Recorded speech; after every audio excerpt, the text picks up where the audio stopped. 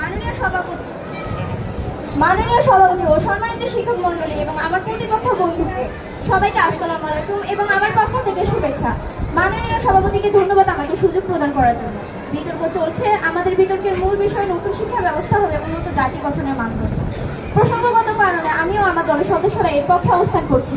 বিতর্ক শুরু করা যাক বিশ্বকবি রবীন্দ্রনাথ ঠাকুরের একটি উক্তি দিয়ে, টিয়া পাখির মতো মুখস্থ করে বড় বড় সনদপত্র অর্জন করে বড় বড় চাকরি পাকে শিক্ষা বলে না। শিক্ষা হচ্ছে সেটা যা একজন মানুষের ভেতরে কুশিক্ষাকে দূর করে সমাজের পরিবর্তনে এগিয়ে আসার উৎসাহ যোগায়। আমার প্রতিপক্ষ দলের কাছে প্রশ্ন রইল, বিশ্বকবির এই উক্তিতে কি ধরনের শিক্ষার কথা বলা হয়েছে? শিক্ষা জাতীয় গঠনের মেরুদণ্ড। শিক্ষা ছাড়া কোনো জাতি উন্নতি করতে পারে না। শিক্ষার মান উন্নত করার জন্য নতুন শিক্ষা ব্যবস্থা শুরু করা হয়েছে। নতুন শিক্ষা কার্যক্রমের রূপরেখায় বলা হচ্ছে মুক্তিযুদ্ধের চেতনা উজ্জীবিত, দেশপ্রেমিক, উৎপাদনমুখী, অভিযোজনে সক্ষম, সুখী ও বৈশ্বিক নাগরিক গড়ে তোলার অভিলক্ষে আমাদের দেশের শিক্ষার্থীরা আনন্দময় পড়াশোনা পরিবেশ সৃষ্টির মধ্য দিয়ে পাঠ্যপুস্তকের বোঝা ও চাপ কমিয়ে গভীর শিক্ষণের বিষয়ে গুরুত্ব মুখস্থ নির্ভরতার পরিবর্তে অভিজ্ঞতার কার্যক্রম ভিত্তিক শিক্ষণে অগ্রাধিকার প্রদান করে। নতুন শিক্ষা ব্যবস্থায় শিক্ষার্থীদের কোচিং নির্ভর থেকে বের হয়ে আসার কথা বলা হয়েছে। নতুন শিক্ষা ব্যবস্থায় কিছু দক্ষতা হলো সূক্ষ্ম চিন্তন দক্ষতা, সৃজনশীল চিন্তন দক্ষতা, সমস্যা সমাধানের দক্ষতা, সিদ্ধান্ত গ্রহণের দক্ষতা, যোগাযোগের দক্ষতা, সহব্যবস্থাপনার দক্ষতা, সহযোগিতামূলক দক্ষতা, বিশ্ব নাগরিক দক্ষতা, জীবিকায়ন দক্ষতা, মৌলিক দক্ষতা। নতুন শিক্ষা ব্যবস্থায় নতুন পাঠ্য বইয়ের লিখনিকে পাঠদানের ভাষায় সহজ করা হয়েছে, যাতে শিক্ষার্থীরা সহজে পড়াশোনার বিষয়বস্তু বুঝতে পারে।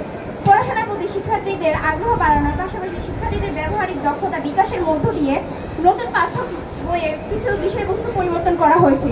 পড়াশোনাকে আরো আকর্ষণীয় করতে নতুন পাঠ্য বইয়ে ব্যবহার করা হয়েছে প্রশ্নছবি। সবশেষে যুগের সাথে তাল মিলিয়ে চলছে বর্তমান উপযোগী সামাজিক ও পারস্পরিক বিষয়ে পাশাপাশি জীবনমুখী দক্ষতা অর্জনে শিক্ষার্থীদের সাহায্য করবে। নতুনকারী শিক্ষা ব্যবস্থায় পাঠ্য বইগুলো উন্নত করবে আমাদের শিক্ষা কার্যক্রম। ধন্যবাদ মাননীয় সভাপতিকে।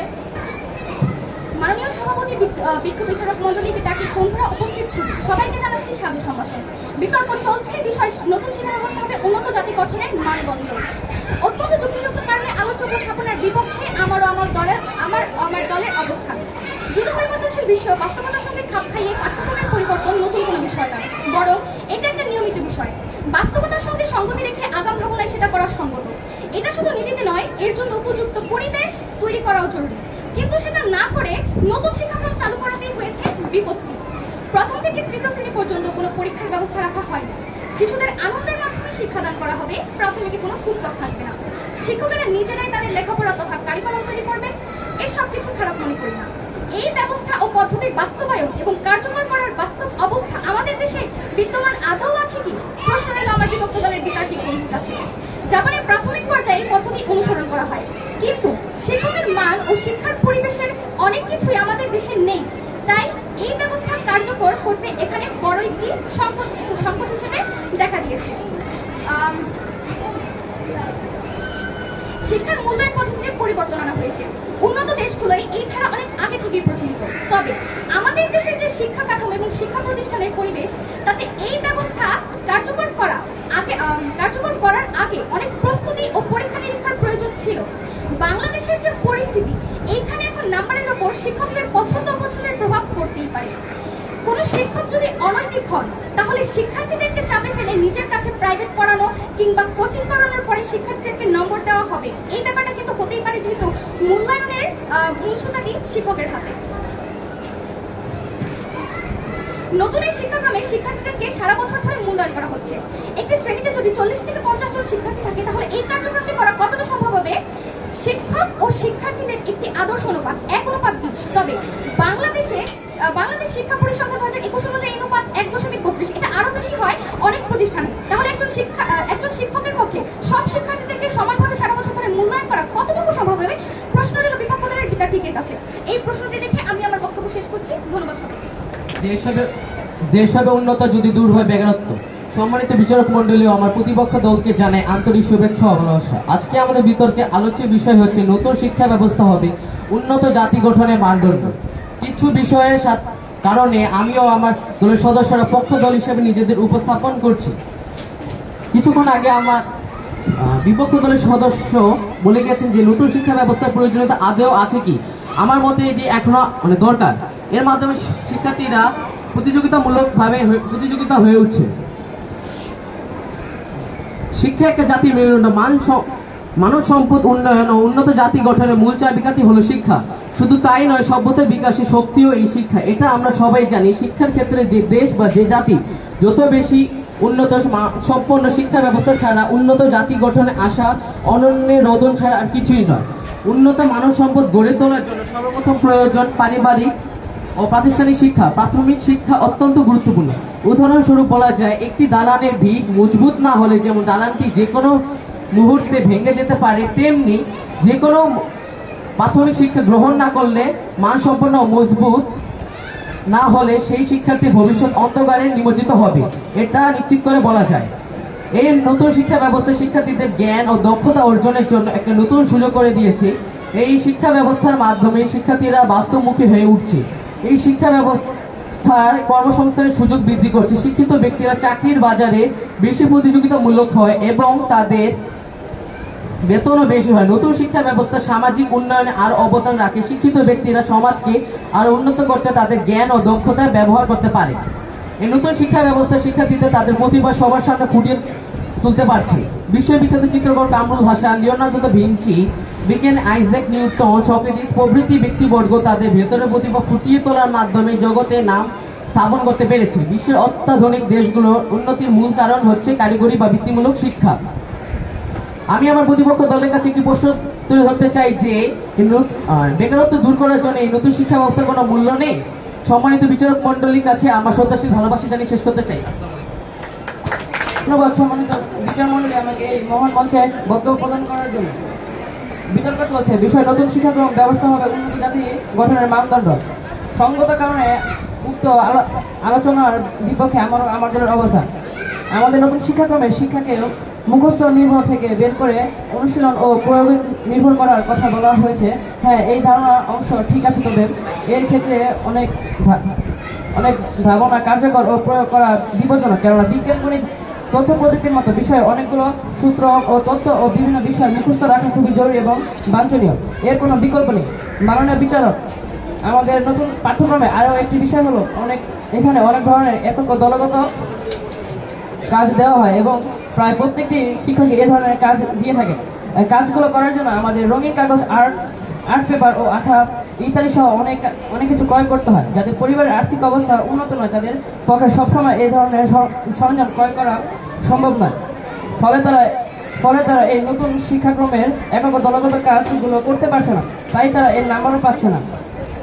কিন্তু জাপানের মতো দেশগুলোতে একক দলগত কাজ করার সব ধরনের জিনিসপত্র স্কুল থেকে দেওয়া হয়। তবে বাংলাদেশের সব শিক্ষা প্রতিষ্ঠানগুলোতেই এই ধরনের ব্যবস্থা নেই বিধায় শিক্ষার্থী পরিবারের অর্থনৈতিক কাঠামো উন্নত না থাকায় তার অনেক ধরনের অসুবিধার মধ্যে দিয়ে যেতে হয়। এখন বাংলাদেশের শিক্ষা প্রতিষ্ঠান কি আদৌ সেই পর্যায়ে আছে? প্রশ্ন হল আমাদের বিপক্ষ দলের বিতর্কিতের কাছে। প্রশ্নটি রেখে আমি আমার বক্তব্য শেষ করছি।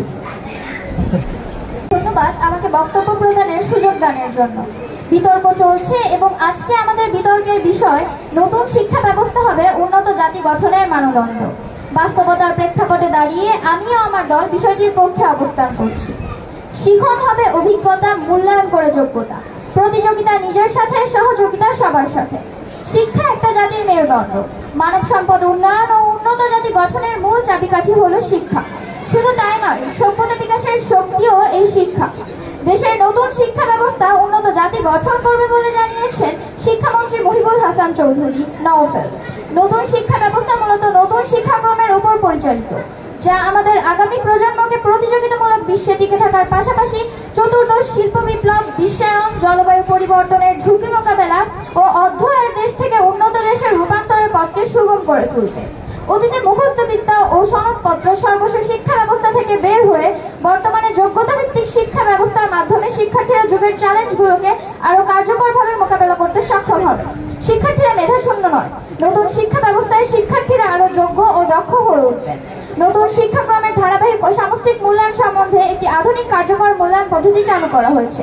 এখানে লিখিত মূল্যায়নের পাশাপাশি সমস্যার সমাধান, একক কাজ, দলীয় কাজের মূল্যায়ন করা হচ্ছে। উপস্থাপনা ও যোগাযোগ ক্ষমতা, সহযোগিতা, নেতৃত্ব, অর্জিত জ্ঞানের প্রয়োগ, পর্যবেক্ষণ সহ আরো নানা উপায়ে শিখন মূল্যায়ন করা হচ্ছে। বর্তমান শিক্ষা ব্যবস্থায় জ্ঞান ও দক্ষতা অর্জনের জন্য সুযোগ করে দেয়। বর্তমান শিক্ষা ব্যবস্থা কর্মসংস্থানের সুযোগ বৃদ্ধি করে। বর্তমান শিক্ষা ব্যবস্থা সামাজিক উন্নয়নে অবদান রাখে। শিক্ষিত ব্যক্তিরা তাদের উন্নত করতে তাদের জ্ঞান ও দক্ষতা ব্যবহার করতে পারে। নতুন শিক্ষা ব্যবস্থা একজন শিক্ষার্থীকে শিক্ষার প্রতি আগ্রহী করে তোলে। আগের শিক্ষা ব্যবস্থা ছিল মুখস্থ বিদ্যা, যা মানুষকে একঘেয়েমি করে তোলে। মুখস্থ বিদ্যা বা সনদপত্র একজন মানুষকে পরিপূর্ণ শিক্ষা দিতে পারে না। নতুন শিক্ষা ব্যবস্থা একজন মানুষকে পরিপূর্ণ শিক্ষা দেয় বিভিন্ন কর্মকাণ্ডের মধ্য দিয়ে। নতুন শিক্ষা ব্যবস্থা শিক্ষার্থী হাতে কলমে বাস্তবমুখীভাবে শিখতে পারে। নতুন শিক্ষা ব্যবস্থা শিক্ষার্থী কেন্দ্রিক, এতে শিক্ষার্থীরা নিজের মতো করে শিখতে পারবেন। এই শিক্ষা ব্যবস্থায় শিক্ষার্থীরা আনন্দের সাথে শিখতে পারবেন। নতুন শিক্ষা ব্যবস্থা যোগ্যতা ভিত্তিক, এতে শিক্ষার্থীরা প্রতিটি পদক্ষেপে দক্ষ হয়ে উঠবেন। নতুন শিক্ষা ব্যবস্থা কর্মকাণ্ডগুলো যদি উন্নত জাতি গঠনের মানদণ্ড না হয়, তাহলে কি আগের মুখস্থ বিদ্যা ও সনদপত্রে উন্নত জাতি গঠন করার মানদণ্ড? প্রশ্ন রয়ে গেল আমার বিপক্ষ দলের সদস্যের কাছে। ধন্যবাদ। মাননীয় সভাপতি ও বিচারক মণ্ডলী উপস্থিত সবাইকে আসসালামু আলাইকুম। বিতর্ক চলছে। আমাদের বিতর্কের বিষয় হচ্ছে নতুন শিক্ষা ব্যবস্থা হবে উন্নত জাতি গঠনের মানদণ্ড। আমরা জানি যে বর্তমান শিক্ষাক্রমে কর্মমুখী শিক্ষা বেশি। এখন কর্মমুখী শিক্ষাটি কি? কর্মমুখী শিক্ষা হচ্ছে একজন ব্যক্তিকে তারা আত্মপ্রতিষ্ঠান সহায়তা করার লক্ষ্যে বিশেষ কোনো কর্মে প্রশিক্ষণ করে তোলা। অর্থাৎ যে শিক্ষা ব্যবস্থা মানুষ কোনো একটি বিষয়ে হাতে কলমে শিক্ষা লাভ করে এবং শিক্ষা শেষে জীবন কার্যের যোগ্যতা অর্জন করে, তাকে কর্মমুখী শিক্ষা বলে। আমি কর্মমুখী শিক্ষা খারাপ বলছি না, কিন্তু কর্মমুখী শিক্ষায় আমরা আমাদের শিক্ষা প্রতিষ্ঠানগুলো থেকে আমরা যেসব জিনিস প্রত্যাশা করি, যেমন আমাদের বিজ্ঞানাগারে নিয়ে গিয়ে বিভিন্ন বিজ্ঞান বিষয় তথ্য বা নতুন কোনো বিষয় সম্পর্কে শেখানো হবে, আমাদের কম্পিউটারে বিভিন্ন কাজ শেখানো হবে, তবে এর কোনো কিছুই নেই আমাদের বর্তমান শিক্ষাক্রমে। এবং নতুন শিক্ষাক্রমে কর্মমুখী বিষয়ে আমরা রয়েছে কিভাবে ঘরোয়া কাজগুলো করতে হয়, যেমন ভাত রান্না করা, আলু ভর্তা করা, ডিম ভাজি করা ইত্যাদি, যা আমাদের আরো কিছু বিষয় যেমন বাজার করা, এগুলো শেখানো হচ্ছে, যে বিষয়গুলো আমরা আমাদের পরিবার থেকে নিতে পারি। হ্যাঁ, এই বিষয়গুলো আমাদের জানা জরুরি, তবে এগুলো আমাদের শিক্ষা প্রতিষ্ঠানে শেখানোর কথা নয়। এগুলো আমাদের পরিবারের দায়িত্ব, বাবা মায়ের দায়িত্ব, যা খুবই মৌলিক একটি বিষয়। এখনই কার্যক্রম শিক্ষা আমাদের জীবনে আমাদের সৃজনশীলতার ভিত্তিতে কি প্রভাব ফেলে এবং কি রকম প্রভাব ফেলবে, এই প্রশ্নটি রইল আমার বিপক্ষ দলের বিতার্কিক বন্ধুর কাছে। আশা করি উত্তরটা দিয়ে যাবেন।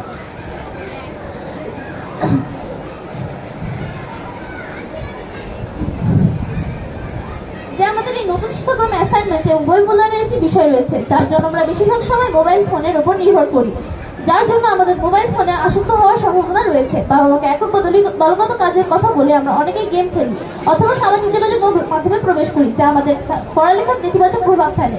অর্থাৎ একটি নির্দিষ্ট সময়ের আগে শিক্ষার্থীদের হাতে মোবাইলের মতো প্রযুক্তি দেওয়া যেমন তার পড়ালেখার উপর নেতিবাচক প্রভাব ফেলবে, তেমনই এটি আমাদের পরবর্তী প্রজন্মের জন্য হুমকি স্বরূপ। নতুন শিক্ষাক্রমের একটি প্রধান উদ্দেশ্য নিজের সৃজনশীলতাকে কাজে লাগানো, সেটি না করে মোবাইলে বেশিরভাগ সবার নির্ভরশীল। এই দিকটি আমাদের সৃজনশীলতাকে আদৌ বিকশিত করছে? প্রশ্নটি রেখে আমি আমার বক্তব্য শেষ করছি। ধন্যবাদ সবাইকে। ধন্যবাদ সভাপতিকে আমাকে আবারও সুযোগ দান করার জন্য।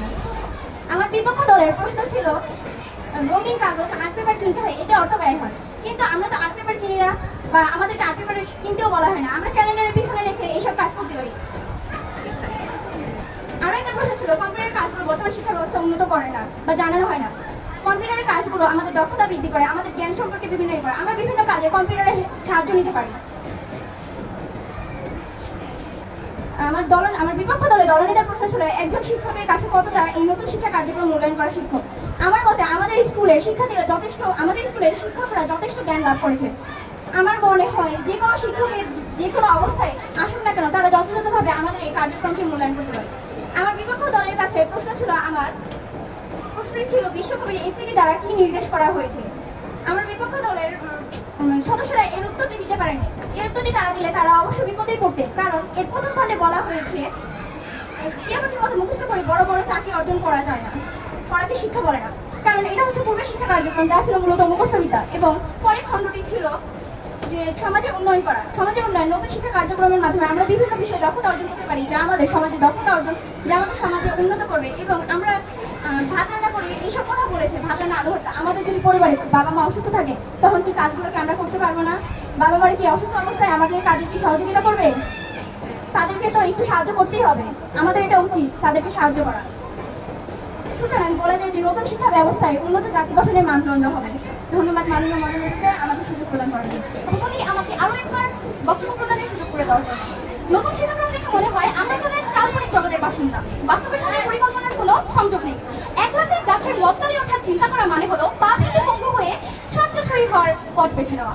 নতুন শিক্ষাক্রম যেন তেমনই এক আত্মঘাতী সিদ্ধান্ত। কোমলমতি শিক্ষার্থীদের ভবিষ্যৎ নিয়ে ছেলে খেলার নামান্তর।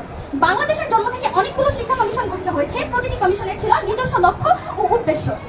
সব শিক্ষা ব্যবস্থা পর্যালোচনা করে দেখা যায় বাংলাদেশের শিক্ষা ব্যবস্থা ঢাকা শহরের রাস্তার মতো খোঁড়াখুড়ি শেষই হয় না।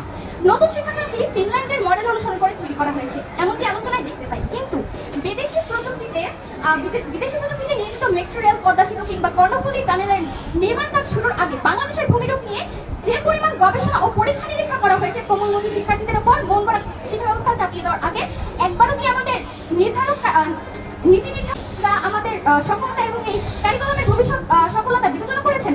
বর্তমান শিক্ষা ব্যবস্থা নিয়ে হযবরল অবস্থা বিবেচনা করলে সহজেই অনুমেয় যে শিক্ষা ব্যবস্থা চালু করার পূর্বে আমাদের সক্ষমতা এবং তার ভবিষ্যৎ ফলাফল নিয়ে কোনো গবেষণা করা হয়নি। খেলার মাঠ প্রস্তুত না করে খেলা পরিচালনার জন্য একজন দক্ষ এবং অভিজ্ঞ রেফারি নিযুক্ত না করে যদি একদম খেলোয়াড়কে ফাঁকা মাঠে ছেড়ে দেওয়া হলে তারা সারাদিন বল নিয়ে দৌড়াদৌড়ি করবে ঠিকই, কিন্তু গোল করা হবে না। কারণ গোল করার জন্য প্রয়োজন সঠিক নিয়ম অনুযায়ী প্রস্তুত করা গোলপোস্ট সংবলিত একটি খেলার মাঠ। নতুন শিক্ষা ব্যবস্থা ও অভিভাবকদের উদ্বেগ দেখে মনে হচ্ছে মাঠ প্রস্তুত না করেই বল হাতে বাচ্চাদের মাঠে ছেড়ে দেওয়া হয়েছে। ফলে খেলোয়াড় নামক শিক্ষার্থীরা দিশেহারা, হতাশ অভিভব করে। এখন আমি জানি না যে এই অপরিকল্পিত এবং ভিত্তিহীন নতুন শিক্ষাক্রমে কিভাবে একটি জাতির উন্নতির মানদণ্ড হতে পারে। আমার বিপক্ষ দলের বক্তা বলে গেলেন যে হ্যাঁ, বাবা মা অসুস্থ হলে তাদের জন্য রান্না করা মানে আমাদের রান্না করতে হবে, কিন্তু এটি খুবই মৌলিক একটি বিষয় এবং এটি আমার মনে হয় না যেটি আমাদের স্কুল থেকে, বিদ্যালয় থেকে এগুলো শেখা উচিত। কারণ এগুলো খুবই সাধারণ একটি বিষয় এবং এগুলো আমরা করতে পারি। বাবা মা অসুস্থ হলে আমরা যে মাকে রান্না করতে দেখেছি সেটি থেকে শিক্ষা নিয়ে আমরা খুব সহজেই তাকে সাহায্য করতে পারবো। ধন্যবাদ।